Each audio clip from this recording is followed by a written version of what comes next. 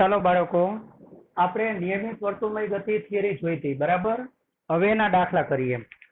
પણ દાખલા કરીએ એ પહેલા આપણે જરૂરી સૂત્ર લઈ લઈએ.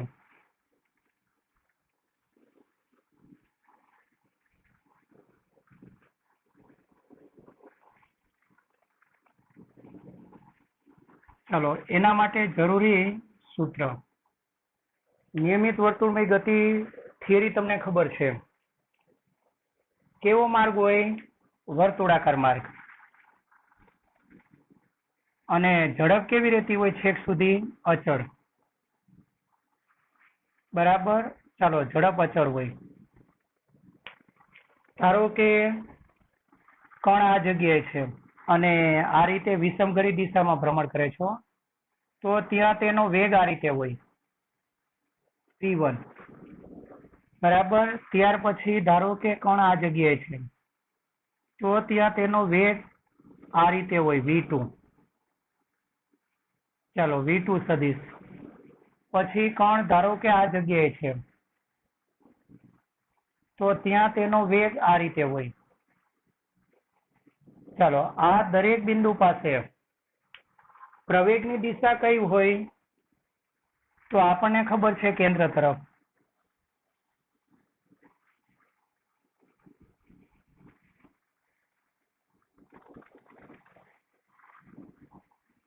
ચાલો, આ દરેક જગ્યાએ પ્રવેગની દિશા કેન્દ્ર તરફ હોય. અને પ્રવેગ જે દિશામાં હોય ને, આગળ જતા આપણે આના પછીના ચેપ્ટરમાં વાત કરશું, F બરાબર ma. જે દિશામાં પ્રવેગ હોય એ જ દિશામાં બળ હોય. એટલે આ જગ્યાએ સૂર્ય હોય, આ જગ્યાએ પૃથ્વી હોય, એટલે સૂર્ય શું કરે? પૃથ્વી પર પોતાના તરફ બળ લગાડે. હવે સૂર્ય કેન્દ્રમાં છે, એટલે પૃથ્વી પર કેન્દ્ર તરફ બળ લાગે કે નહીં? એટલે તો આને કેન્દ્રગામી બળ કહેવાય. ચાલો, AC કે AR, આ એનું કેન્દ્ર C. ચાલો, આ જગ્યાએ હોય ત્યારે પ્રવેગ આ રીતે હશે, અને કેન્દ્રને C ની જગ્યાએ O વડે બતાવું તો વાંધો નહીં. ચાલો, આ જગ્યાએ પ્રવેગ આટલો હશે. એટલે નિયમિત વર્તુળમય ગતિમાં વેગ અને પ્રવેગ પરસ્પર કેવા હોય? લંબ. ચાલો, જરૂરી સૂત્ર. એમાં પેલું સૂત્ર, કેન્દ્રગામી પ્રવેગ AC, એનું બીજું નામ શું? ત્રિજ્યાવર્તી પ્રવેગ. અને ત્રિજ્યાવર્તી પ્રવેગ હોય તો કેના વડે બતાવાય? AR વડે દર્શાવાય. ચાલો, આ સૂત્ર તમને ખબર છે, AC કે AR. અત્યારે હું AC લખી દઉં, પણ ત્રિજ્યાવર્તી શબ્દ હોય તો તમે AR લખજો. બરાબર. સૂત્ર કયું? v² / r. બરાબર. ચાલો, v² / r. હવે બીજી કેટલીક ખાસિયત લખતા જઈએ. ચાલો, તેમાં કણની ઝડપ અચળ હોય છે. ચાલો, તેમાં એટલે વર્તુળમય ગતિમાં તેમાં કણની ઝડપ અચળ હોય છે, પરંતુ તેની દિશા સતત બદલાતી રહે છે. કારણ કે જે તે બિંદુ પાસે વેગની દિશા કઈ હોય? સ્પર્શકની દિશામાં. બરાબર. ચાલો, એટલે આપણે શું કહી શકીએ? ચાલો, v1 સદિશનું મૂલ્ય, એવી જ રીતે v2 સદિશનું મૂલ્ય, એવી જ રીતે બધા સદિશોનું મૂલ્ય બરાબર કેટલું હોય? v હોય. બરાબર. ચાલો, હવે એક બહુ અગત્યનું સૂત્ર આપણને જરૂર છે, બહુ અગત્યનું, યાદ રાખજો. આપણને એક વસ્તુ ખબર છે, ઝડપ બરાબર અંતર ભાગ્યા સમય. ઝડપ બરાબર અંતર ભાગ્યા સમય. ચાલો, કણ કેટલી અચળ ઝડપથી ગતિ કરે છે? v જેટલી અચળ ઝડપથી ને. હવે આપણે શું કરીએ છીએ, ધારો કે આ પી બિંદુ, તો કોણ પી બિંદુ પરથી ભ્રમણ શરૂ કરે છે, ફરીને પાછો પી પર આવે તો એક પરિભ્રમણ પૂરું થયું કહેવાય ને. એક પરિભ્રમણમાં અંતર કેટલું કપાય, પરિઘ જેટલું. કેટલું અંતર કપાય, પરિઘ. એટલે ત્રીજી આપણે આર ધારેલી છો, આને ત્રીજી આર ધારી, તો અંતર કેટલું કપાય, પરિઘ જેટલું, 2πr. અહીંયા લખી દઉં છું પરિઘ જેટલું થયું. અને પી થી નીકળે અને ફરીને પાછું પી પર આવે એટલે એક પરિભ્રમણ પૂરું થયું કહેવાય. અને એક પરિભ્રમણ માટેનો જે સમય છે ને એને આવર્તકાળ કહેવાય. શું કહેવાય, આવર્તકાળ. ચાલો બરાબર, અને આવર્તકાળ કહેવાય, યાદ રાખજો. તો અહીં ટી એ શું છે, આવર્તકાળ. આવર્તકાળ એટલે ખબર ને, આવર્તકાળ. આવર્તકાળ એટલે શું, એક ભ્રમણ પૂર્ણ કરવા લાગતો સમય, એને શું કહેવાય, આવર્તકાળ. ચાલો થયું આટલું. હવે આ ઝડપ કહેવાય, રેખીય ઝડપ કહેવાય. ઝડપ આગળ શબ્દ લખાયો રેખીય. બીજું આવે કોણીય ઝડપ. આ તમારે દાખલામાં છે એટલે અત્યારે યાદ રાખવું પડશે હો. તમારે 7મા ચેપ્ટરમાં આવશે ચાક ગતિમાં, એટલે અત્યારે તમારે યાદ રાખવું જ પડશે.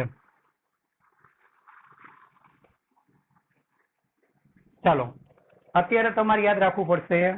કોણીય ઝડપ એને ઓમેગા કહેવાય. શું કહેવાય, ચોથું સૂત્ર, કોણીય ઝડપ.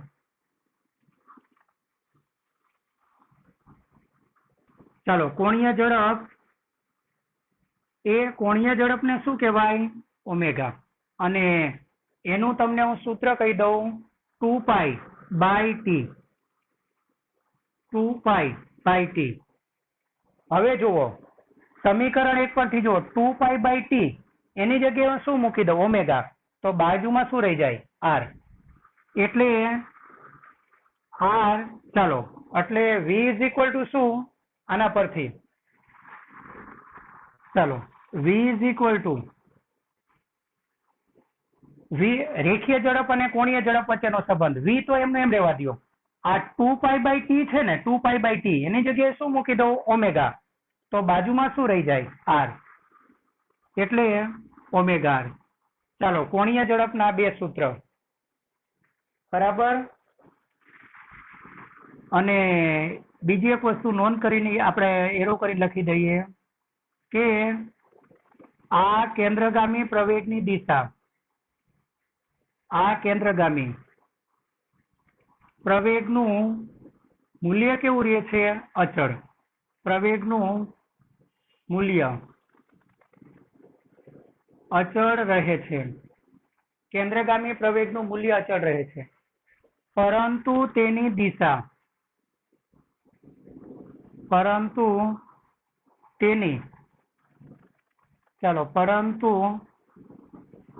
તેની દિશા સતત કઈ તરફ, કેન્દ્ર તરફ બદલાતી રહે છે.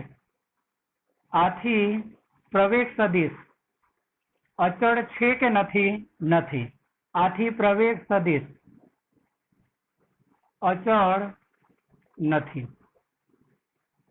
બરાબર. ચલો આટલા સૂત્ર યાદ રાખવાના. હવે આના આપણે દાખલા લઈ લઈએ.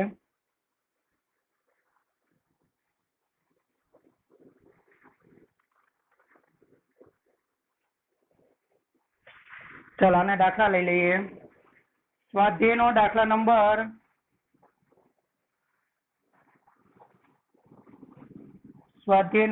નંબર 4.17. આ આટલે સુધીના સૂત્ર તમારે નોટમાં સારા અક્ષરે લખી નાખવા અને મોઢે કરવા. જુઓ 80 સેન્ટીમીટર લાંબા દોરડાના છેડે એક પથ્થર બાંધેલો છે, બરાબર. એક દોરડું અને એના છેડે આની લંબાઈ 80 સેન્ટીમીટર, એના છેડે પથ્થર બાંધેલો છે. પથ્થર બાંધીને શું કરવાનું છે, વાંચો જોઈ.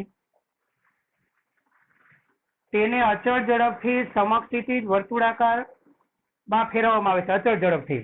એટલે એક દોરડું એના છેડે પથ્થર બાંધીને એને સમક્ષિતિ સમતલમાં, સમક્ષિતિ સમતલમાં એટલે આડા સમતલમાં, આડા સમતલમાં, બરાબર. એટલે ડ્રેગન વ્હીલ ફરે એ રીતે નહીં, એ ઉર્ધ્વ સમતલ કહેવાય, આડા સમતલમાં આ રીતે. ચાલો, એટલે આ દોરી એના છેડે પથ્થર બાંધી અને એને આ રીતે સમક્ષિતિ સમતલમાં ફેરવવામાં આવે છે અચળ ઝડપથી, બરાબર. ચાલો, આપણું સમક્ષિતિ સમતલ એટલે બોર્ડ લઈ લઈએ આપ. એટલે અચળ ઝડપથી વર્તુળાકાર માર્ગે ફેરવવામાં આવે છે આ રીતે.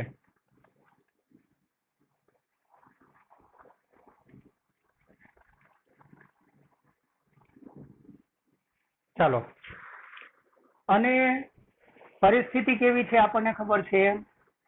ધારો કે આ દોરડું, આ એના નીચે બાંધેલો પથ્થર, તો હવે દોરડાની જે લંબાઈ હશે એ વર્તુળ માર્ગની શું બની જશે? ત્રિજ્યા. અને આ બિંદુ પાસે ધારો કે એને એ આ દિશામાં ફરે છે, તો આ જગ્યાએ વેગ એ આ દિશામાં હોય અને પ્રવેગ કઈ બાજુ હોય? કેન્દ્ર તરફ, એટલે 80. ચાલો વિગત તૈયાર કરી નાખો. 80 સેન્ટીમીટર લાંબા દોરડાના છેડે, બરાબર. 80 સેન્ટીમીટર એને આપણે મીટરમાં ફેરવી નાખશું. અહીં એલ એ તમારું આર કહેવાય, 80 સેન્ટીમીટર એટલે એ કેટલા કહેવાય? 0.8 મીટર ભાગ્યા 100 ને, એટલે 0.8. જો પથ્થર 25 સેકન્ડમાં 14 પરિભ્રમણ પૂરા કરતા હોય તો પથ્થરના પ્રવેગનું માન, ચાલો પ્રવેગનું માન કહેવાય. અને દિશા, દિશા તો કેન્દ્ર તરફ, પ્રવેગની દિશા તો કઈ તરફ હોય? કેન્દ્ર તરફ. એટલે પ્રવેગનું માન આ સૂત્રથી શોધવાનું. માન શોધવા માટે તમારે વી જોઈએ, બરાબર. પ્રવેગ ક્યારે મળી શકશે? જો વી આપેલું હશે. આર તો આપેલું છે ને, એટલે પ્રવેગ મેળવવા માટે તમારે પહેલા વી મેળવવું પડશે. વી મેળવવા માટે આ સૂત્ર લઈએ આપણે. એમાં આવર્તકાળની જરૂર છે. આવર્તકાળ એટલે શું? એક પરિભ્રમણ પૂર્ણ કરવા માટે લાગતો સમય. ચાલો પદ કેવી રીતે મૂકશું? સમય વાળું આવર્તકાળ એટલે સમય ને, સમય વાળું પદ પેલી બાજુ લખજો, બરાબર. અને ભ્રમણની સંખ્યા આ બાજુ લખજો. આપેલી વિગત વાંચો. 25 સેકન્ડમાં 14 પરિભ્રમણ પૂરા કરે છે. ચાલો હવે આપણે શું લખશું? આ બાજુ ભ્રમણ, પેલી બાજુ સમય વાળું પદ. ચાલો પેલા આપેલી વિગત લખી નાખો. કેટલા પરિભ્રમણ માટેનો સમય? 14 પરિભ્રમણ, પરિભ્રમણ માટે લાગતો સમય બરાબર કેટલા છે? 25 સેકન્ડ. તો આવર્તકાળ એટલે કેટલા પરિભ્રમણ માટેનો? 1 ને. ચાલો તો 1 પરિભ્રમણ, પરિભ્રમણ માટે લાગતો સમય કેટલો? એટલે તમારે પરિભ્રમણની સંખ્યા વાળું પદ આવર્તકાળ મેળવવાનું હોય ને ત્યારે આ રીતે જ પદ લખવાનું. પેલા આપેલી વિગત લખવાની, આપેલી વિગતમાં પરિભ્રમણ વાળું પદ ડાબી બાજુ લખવાનું અને સમય વાળું પદ પેલી બાજુ. એટલે આટલા પરિભ્રમણ માટે આટલો સમય, તો એક પરિભ્રમણ માટે કેટલો સમય? અને એક પરિભ્રમણ માટેના સમય જે છે સમય, એ સમયને શું કહેવાય? ટી. તો એને હું આવર્તકાળ બતાવી દઉં. ચાલો ટી માટે શું કરો? ક્રોસ ગુણાકાર ને, એટલે 25 ગુણ્યા 1, 25 ગુણ્યા 1 અને છેદમાં કેટલા? 14. ચાલો થશે 25 છેદમાં 14 આટલા સેકન્ડ.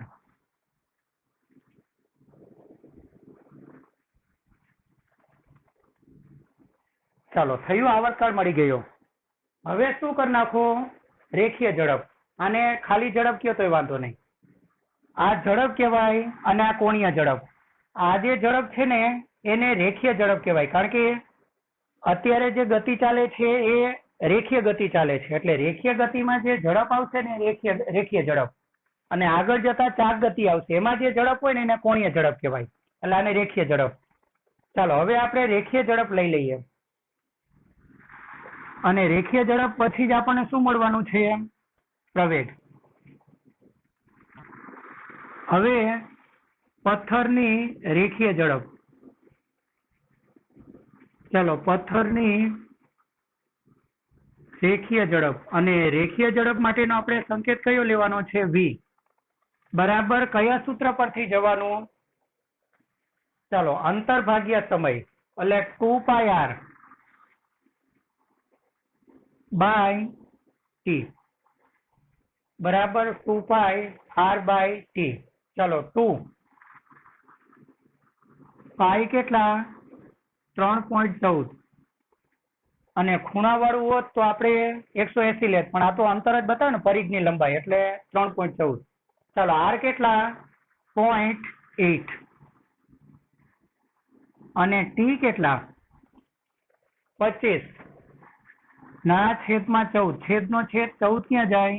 અંશમાં. એ તો ખબર છે ને, કારણ કે છેદમાં શું લખાય? 25 ના છેદમાં 14. અને કન્ફ્યુઝ થતા હોય તો અહીંયા સાદુરૂપ આપી દેવાનું. બરાબર. ચાલો, એટલે 25 છેદનો છેદ 14 અંશમાં જાય. ચાલો, સાદુરૂપ આપી દઈએ.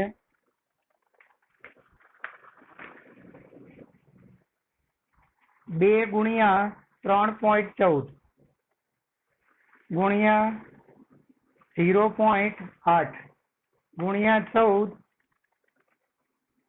ભાગ્યા 25 એટલે 2.81 મીટર પર સેકન્ડ. ચાલો, આની કોણીય ઝડપ કેટલી હશે? 2.81 ની પાછળ 3 એ નો લખો ચાલશે, મીટર પર સેકન્ડ.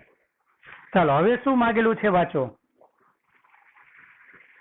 પથ્થરના પ્રવેગનું માન. ચાલો, માટે પથ્થરના પ્રવેગનું માન.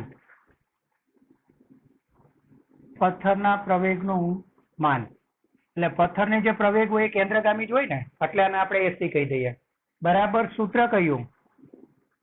v² by R. ચાલો, વી એટલે કેટલા? 2.81. અને હજુ લખવું હોય તો 3 કરવું હોય તો કરો, અથવા 81 કહેવાય તો ચાલશે. 2.81 નો સ્ક્વેર, અને નીચે આર કેટલા? 0.8. ચાલો, સાદુરૂપ આપીએ.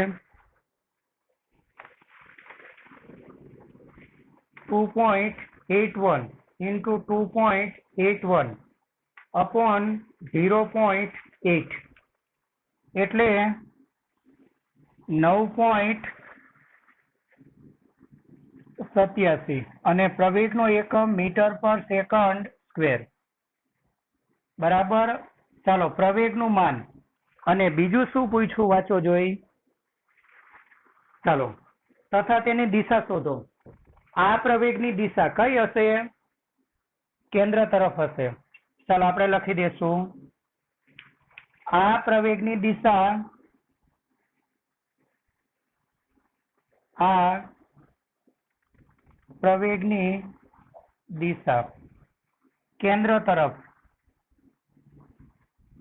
કેન્દ્ર તરફ.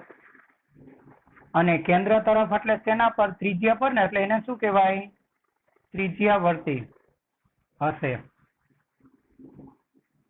ચાલો, આ દાખલામાં આટલું ધ્યાન રાખવાનું. બરાબર. જગ્યા નાની પડે એટલે બાકીનું લખાણ કાઢી નાખેલું છે. આપણે માત્ર 3 સૂત્ર લખી દેતા. કેન્દ્રગામી પ્રવેગનું સૂત્ર v² બાય આર. રેખીય ઝડપનું સૂત્ર 2πr બાય ટી. ટી આવર્તકાળ. એક પરિભ્રમણ માટે લાગતો સમય, એક આંટો ફરવા માટે લાગતો સમય. પછી આને કોણીય ઝડપ કહેવાય. હવે આ દાખલામાં જરૂર પડશે હો. તો કોણીય ઝડપ અને આવર્તકાળ વચ્ચેનો સંબંધ 2π બાય ટી. કોણીય ઝડપ અને રેખીય ઝડપ વચ્ચેનો સંબંધ તો v = ωr. એ કેવી રીતે મળે ખબર છે ને? કારણ કે આ સૂત્રમાં આપણે શું કરીએ? 2π બાય ટી ની જગ્યાએ શું મૂકી દઈએ? ઓમેગા. તો v = આની જગ્યાએ ઓમેગા ઇન્ટુ આર. ચાલો, હવે આ ટાઈપનો એક દાખલો, ઉદાહરણ નંબર 4.10.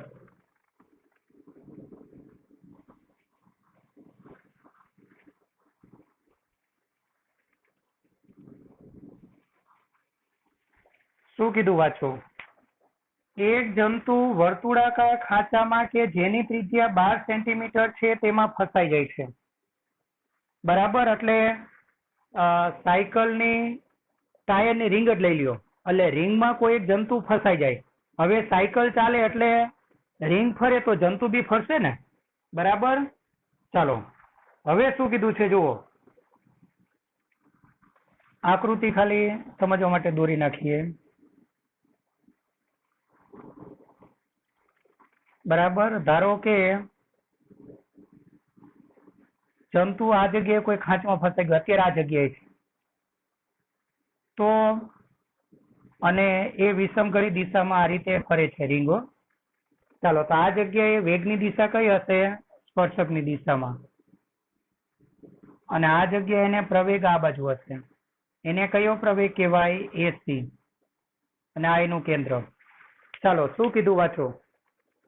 એક જંતુ વર્તુળાકાર ખાંચામાં કે જેની ત્રિજ્યા 12 સેન્ટીમીટર છે તેમાં ફસાઈ જાય. એટલે આ વર્તુળાકાર ભાગની ત્રિજ્યા તમને આપેલી છે, એ ત્રિજ્યાને આપણે શેના વડે બતાવી દઈએ? આર. ચાલો 12 સેન્ટીમીટર, પણ આપણે એસઆઈ પદ્ધતિમાં ગણવું પડે એટલે 12/100 એટલે 0.12 મીટર તેમાં ફસાઈ જાય છે.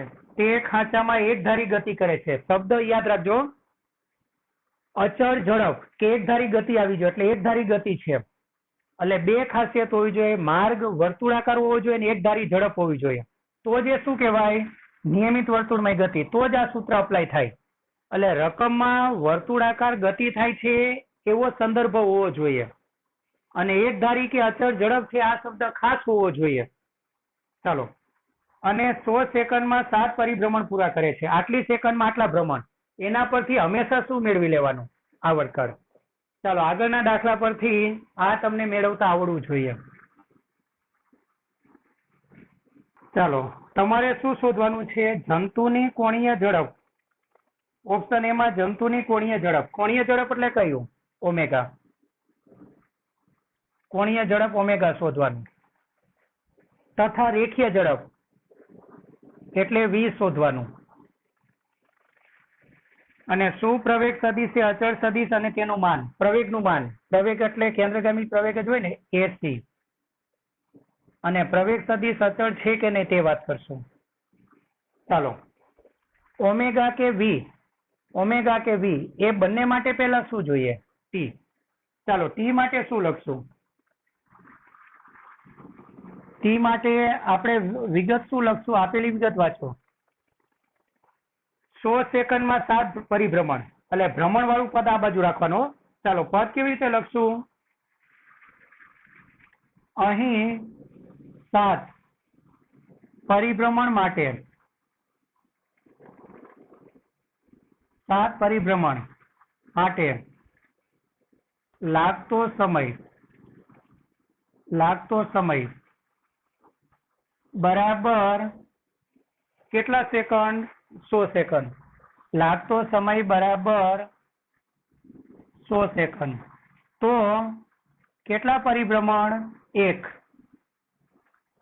ચાલો 1 પરિભ્રમણ માટે લાગતો સમય કેટલો? 1 પરિભ્રમણ માટે લાગતો સમય કેટલો? ચાલો, અને 1 પરિભ્રમણ માટે લાગતો સમય એટલે આવર્તકાળ ટી ને, એટલે આને ટી વડે બતાવી દેવાનું. હવે ક્રોસ ગુણાકાર કરવાનો. 100 અને છેદમાં કેટલા? 7 સેકન્ડ. આટલું જ રહેવા દો ને, કારણ કે પાઈની કિંમત આપણે 22 સપ્તમાંશ મૂકશું એટલે 7 નીકળી જશે, અને સાદુરૂપ આપી દેવું તો વાંધો નથી. ચાલો થયું. હવે ઓપ્શન એ માં શું કીધું? ચાલો ઓપ્શન એ તરફ જઈએ. જંતુની કઈ ઝડપ કીધેલી છે પેલા વાંચવો જોઈએ? કોણીય ઝડપ. ચાલો જંતુની કોણીય ઝડપ, અને કોણીય ઝડપ માટેનો સંકેત કયો? ઓમેગા. કોણીય ઝડપ ઓમેગા. ચાલો ઓમેગા ઇઝ ઇક્વલ ટુ શું? 2π/t. અને આનો તમને એકમ નહીં આવડતો. આનો એકમ તો ખબર છે, મીટર પર સેકન્ડ. આનો એકમ હું તમને કહી દઉં, કારણ કે આનો એકમ રેડિયન અને આ સમય છે, એટલે આનો એકમ સેકન્ડ. એટલે ઓમેગાનો એકમ કયો? રેડિયન પર સેકન્ડ. બરાબર, આટલું ધ્યાન રાખજો. બુકમાં સેન્ટીમીટર પર સેકન્ડ લીધેલું છે, જવાબ બુકમાં છે ને આ જ રાખેલું છે, તો એ જ રહેવા દો ને, નહીતર આપણો જવાબ પાછો અલગ આવશે. ચાલો 2π/t ટી, 2π/t. અને સેન્ટીમીટર હોય કે મીટર આમાં તો કઈ ફરક ન પડે હો, કારણ કે આમાં તો આર વાળું સૂત્ર પદ જ નથી આવતું. ચાલો 2 પાઈ એટલે 22/7 અને ટી કેટલા 100 અને છેદના છેદમાં 7. એ છેદનો છેદ ક્યાં જાય અંશમાં. આના છેદમાં જે 7 આવે મેં અંશમાં મોકલી દીધું. ચાલો 7 કેન્સલ થઈ જાય એટલે 22 દુ 44 ભાગ્યા 100 એટલે 0.44 અને આનો એકમ કયો રેડિયન પર સેકન્ડ. તો જંતુની કોણીય ઝડપ આટલી આવશે. ચાલો થયું. એટલે કોણીય ઝડપ 44 0.44 રેડિયન પર સેકન્ડ. બીજું શું માંગ્યું છે રેખીય ઝડપ. ચાલો તથા જંતુની રેખીય ઝડપ. હવે રેખીય ઝડપને આપણે સંકેત શું આપવાનું છે v ને. તો રેખીય ઝડપ v માટે આપણી પાસે બે સૂત્ર છે. આના પરથી બી મળશે ને આના પરથી બી મળશે. ચાલો આ લઈ લ્યો ને ઓમેગા છે ને સૂત્ર. જો આ ન આવડે તો આના પરથી મેળવજો. ચાલો આના પરથી લઈ લઈએ. Omega into R. ઓમેગા કેટલા મળેલા છે 0.44 અને આર કેટલા 12. ચાલો 0.44 ગુણ્યા 12 0.44 ગુણ્યા 12 એટલે 5.28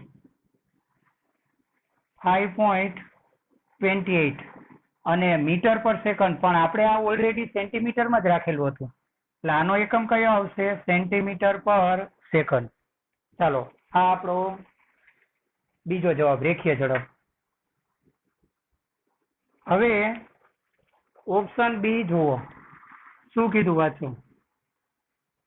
ઓપ્શન બી માં શું કીધું શું પ્રવેગ સદિશ એ અચળ સદિશ છે અને તેનું માન કેટલું હશે. પ્રવેગ સદિશ અચળ સદિશ કહેવાય આપણે આગળ લખાયેલું છે તો ના ના. કારણ કે અથવા પ્રવેગ સદિશ એ અચળ સદિશ નથી એવું લખી દો તો વાંધો નહીં. ડાયરેક્ટ નાથી જવાબ લખો તોય ચાલે. ના, કારણ કે કેન્દ્રગામી પ્રવેગ નું મૂલ્ય અચળ છે પરંતુ તેની દિશા સતત કેન્દ્ર તરફ બદલાતી રહે છે.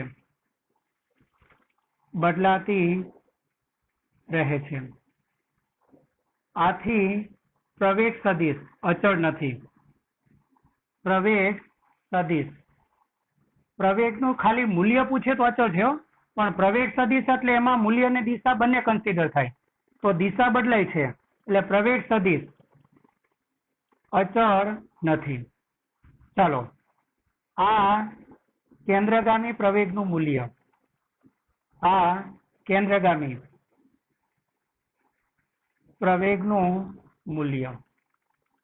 ચાલો કેન્દ્રગામી પ્રવેગને કહેવાય એસી બરાબર સૂત્ર છે v²/r. કેન્દ્રગામી પ્રવેગનું સૂત્ર v²/r. ચાલો v કેટલા મળ્યા છે 5.28 નો વર્ગ 5.28 નો વર્ગ અને નીચે r. ચાલો કેટલા 12. સાદુરૂપ આપીએ 5.28 ગુણ્યા 5.28 વર્ગ હોવાથી ભાગ્યા 12 એટલે પ્રવેગ કેટલો થશે 2.32 એટલે આપણે 2.32 લખી દેશું. પાછળના પદને રાઉન્ડ ઓફ કરી દઈએ. અને પ્રવેગનો એકમ મીટર પર સેકન્ડ નહીં છે, આ સેન્ટીમીટરમાં રાખેલું છે એટલે પ્રવેગનો એકમ કયો થશે સેન્ટીમીટર પર સેકન્ડ સ્ક્વેર. ચાલો તો પ્રવેગનું માન આટલું મળે. આ દાખલામાં આટલી વિગતો માગેલી છે. ચાલો બાળકો, વર્તુળમય ગતિનો છેલ્લો દાખલો અને એમાં આકૃતિની જરૂર હતી એટલે આગળના દાખલાની આકૃતિ રહેવા દીધેલી. વર્તુળમય ગતિનો છેલ્લો દાખલો, સ્વાધ્યાયનો દાખલા નંબર 4.18. શું કીધું વાંચો? એક વિમાન 900 કિલોમીટર પર કલાકની અચળ ઝડપથી ઉડી રહ્યું છે. એટલે આપેલી વિગતમાં તમને શું આપેલું છે? ઝડપ આપેલી છે. કેટલી? 900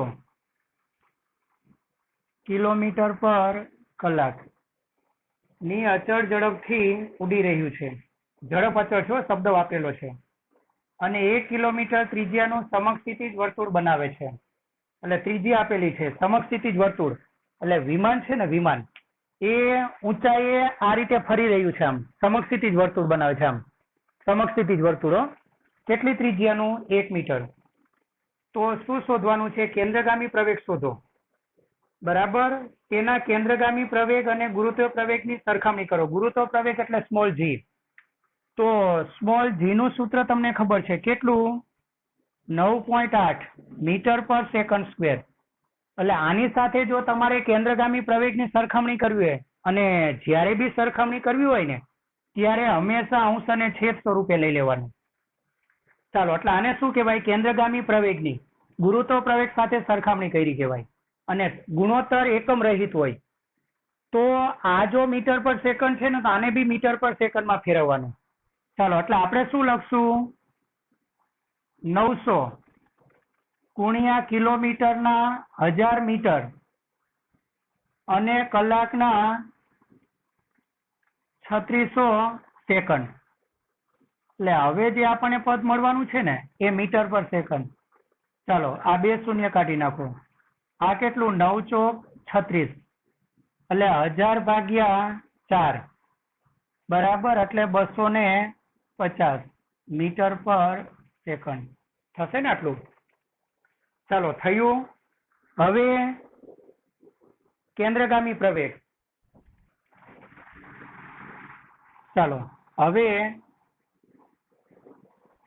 વિમાનનો કેન્દ્રગામી પ્રવેગ.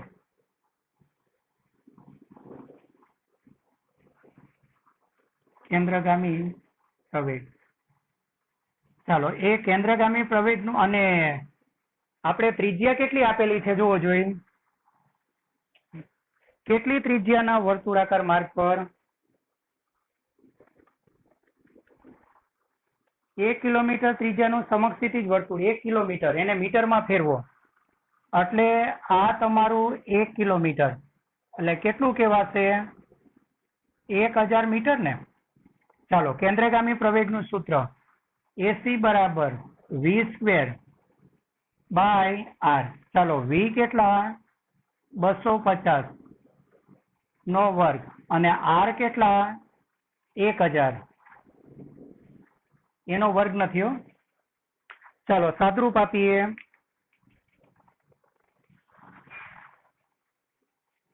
$250 ગુણ્યા 250 ભાગ્યા 1000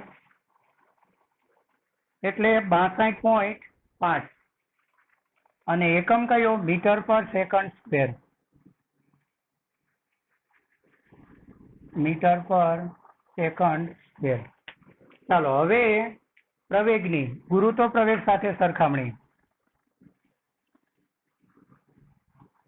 પ્રવેગ એટલે આજે કેન્દ્રગામી પ્રવેગ મળ્યો છે. ચાલો, કેન્દ્રગામી પ્રવેગની ગુરુત્વ પ્રવેગ. ગુરુત્વ પ્રવેગ સાથે સરખામણી. ચાલો, સરખામણી કરવી એટલે ગુણોત્તર. એટલે ઉપર કેન્દ્રગામી પ્રવેગ અને નીચે ગુરુત્વ પ્રવેગ. ચાલો, કેન્દ્રગામી પ્રવેગ કેટલો છે? 62.5 અને ગુરુત્વ પ્રવેગ 9.8. ચાલો, 62.5 ભાગ્યા 9.8 એટલે 6.37 એટલે 6.4. ચાલો, એટલે શું કહી શકાય કે અહીં વિમાનને મળતો પ્રવેગ એ ગુરુત્વ પ્રવેગ કરતા કેટલા ગણો વધારે હશે? 6.4 ગણો વધારે હશે. ચાલો, હવે આ ચેપ્ટરમાં માત્ર એક જ છેલ્લો દાખલો બાકી છે અને એ વર્તુળમય ગતિનો નથી, અચળ પ્રવેગી ગતિનો, અને એમાં ગણતરી છે જ નહીં. બરાબર, ડાયરેક્ટ જવાબ આવી જશે. ચાલો, સ્વાધ્યાયનો દાખલા નંબર 4.23. આમાં ગણતરી કઈ આવશે જ નહીં. અવકાશમાં કોઈ સ્વૈચ્છિક ગતિ માટે નીચે આપેલા સંબંધો પૈકી કયો સાચો છે? એટલે આમાંથી કયું સૂત્ર એવું છે કે જે અચળ પ્રવેગી ગતિ હોય, અચળ પ્રવેગી ગતિ નો હોય, બધા માટે સાચું છે? એવું સૂત્ર કયું? તો સરેરાશ વાળું. બાકીના બધા અચળ પ્રવેગી ગતિ માટેના છે. જુઓ, આપણને ખબર છે કે પ્રવેગ માટે આપણને ખબર છે સરેરાશ પ્રવેગને આપણે શું કહેતા? સરેરાશ પ્રવેગ એટલે વેગનો ફેરફાર ભાગ્યા સમયગાળો. તો વેગનો ફેરફાર એટલે v2 - v1 upon t2 - t1. તો આ સરેરાશ વાળા સૂત્ર છે ને, આપણે અચળ પ્રવેગી ગતિ ચાલ્યું એ પહેલા ચાલી ગયું હતું. એટલે આ સરેરાશના સૂત્ર એ અચળ પ્રવેગી ગતિ હોય કે ન હોય બંને માટે લાગુ પડે. ચાલો, એટલે કયા સૂત્રમાં સરેરાશ લીધેલું છે જોવો જોઈએ. તો ઓપ્શન બી. ચાલો, વિકલ્પ બી. કારણ કે વિકલ્પ બી માં શું લીધેલું છે? સરેરાશ વેગ r2 - r1 upon t2 - t1. અને વિકલ્પ ઈ માં સરેરાશ પ્રવેગ લીધેલો છે, જુઓ માઇનસ વાળું. જ્યારે વિકલ્પ એ માં જે સૂત્ર છે ને, એ સી અને ડી એ અચળ પ્રવેગી ગતિ માટેના સૂત્ર છે. જુઓ, v બરાબર v0 પ્લસ at, r બરાબર r0 plus v0t plus 1/2 at square, એટલે એ અચળ પ્રવેગી ગતિ માટેના છે. એટલે વિકલ્પ બી સરેરાશ વાળા કયા વચ્ચે માઇનસ વાળા હોય તે સરેરાશ, એ અચળ પ્રવેગી ગતિ હોય કે ન હોય બધા માટે સાચા છે. એટલે કોઈ પણ ગતિ માટે સાચા છે. ચાલો, તો વિકલ્પ બી અને વિકલ્પ ઈ અને વિકલ્પ, ચાલો, વિકલ્પ બી અને વિકલ્પ ઈ માં રહેલ સૂત્ર કોઈ પણ ગતિ માટે સાચા છે. એટલે કોઈ પણ સ્વૈચ્છિક ગતિ હોય, કોઈ પણ ગતિ હોય તો સાચા છે. ચાલો, જ્યારે વિકલ્પ કયા બાકી રહ્યા? એ, સી અને ડી માં રહેલ સૂત્ર અચળ પ્રવેગી ગતિ માટે સાચા છે. અચળ પ્રવેગી ગતિ માટે જ સાચા છે. ચાલો, આ સાથે આ ચેપ્ટર અહીં પૂરું થાય.